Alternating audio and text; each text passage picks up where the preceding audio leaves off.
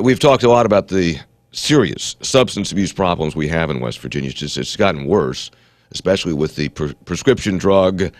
Is epidemic too strong? I'm not sure, but it's bad, particularly in some pockets of West Virginia. And we also have a shortage of treatment facilities, of beds, of services, and that's a problem in West Virginia. Governor Tomlin has said he wants to do more about that, but how do you do that?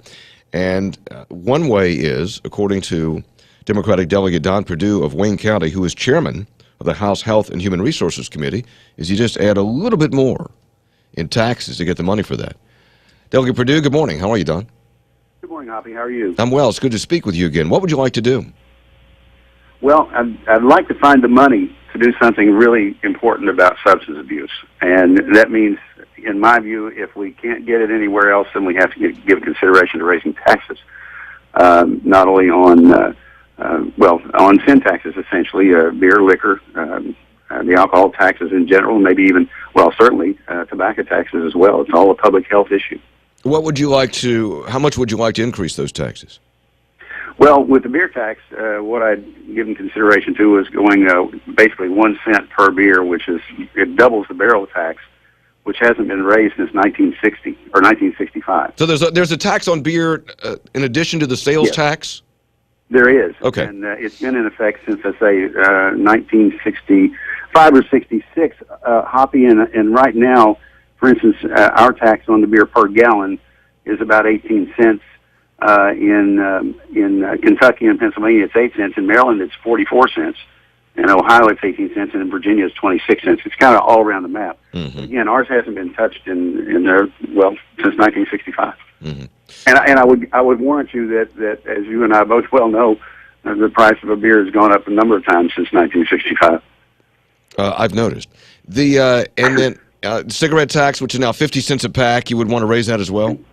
Yes, I would. I mean, currently, for instance, Kentucky has a lower or a higher cigarette tax than we do. I would like to see ours raised by 50 cents or $1. Let's say we raise it by $1 at $1.55. That would be commensurate with many, if not all, of the states around us, with the exception of Kentucky, and it would yield us somewhere between $125 and $140 million in additional revenue, and most importantly, Hoppy, it would see a dramatic reduction in utilization and the startup of utilization of tobacco by children.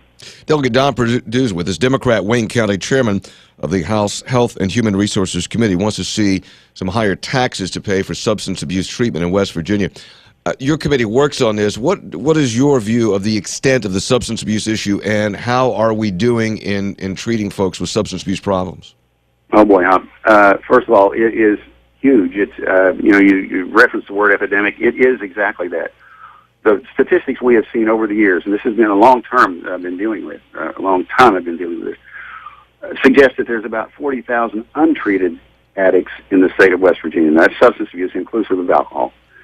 So if you have that number of untreated addicts, and then we have a given number that are treated, and we only have about 300 long-term substance abuse beds, that is, where you can get treatment for longer than 90 to 120 days. We're talking about 6 to 12 months. We only got 300 beds for that. So you can see that the facilities that we need to utilize to be able to combat the problem are very minimal. Where are you? I mean, the governor has talked about that he's serious about this substance abuse issue, and it's a priority for him. But you guys are obviously at a different place on this, because the governor's pledged he wants to do it, but doesn't want to raise any taxes to pay for it.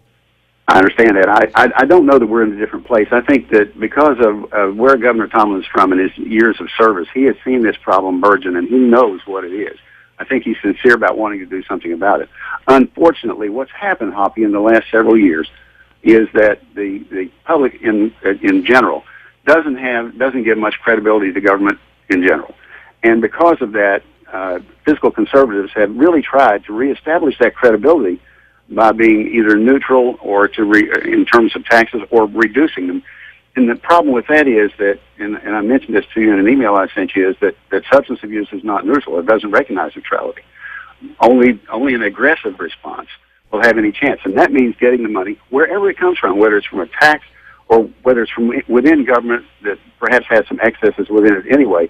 We have got to address the problem. We can't continue to assume just by saying no new taxes or no taxes that we're doing the right thing. No, the right thing is going to be able to deal with the problem downstream, not right now. Don, I agree that we have a significant, like many states do, a significant substance abuse problem, and it's really cheaper in the long run if you can provide some services for treatment. We're talking about this a lot now concerning the correction system in West Virginia.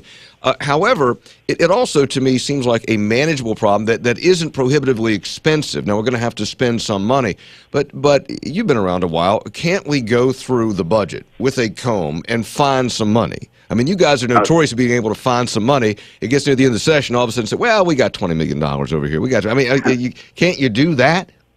That's a $64,000 question, if you'll pardon the pun. It really is a great question, Hoppy. I have seen that. I've had had some other delegates who have worked with me on trying to figure out where monies are.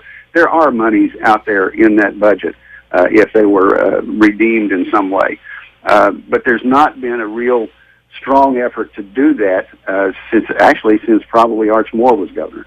You remember he swept all those accounts many years ago and found a good deal of money. It's possible that it's there, but there has to be the will to do that.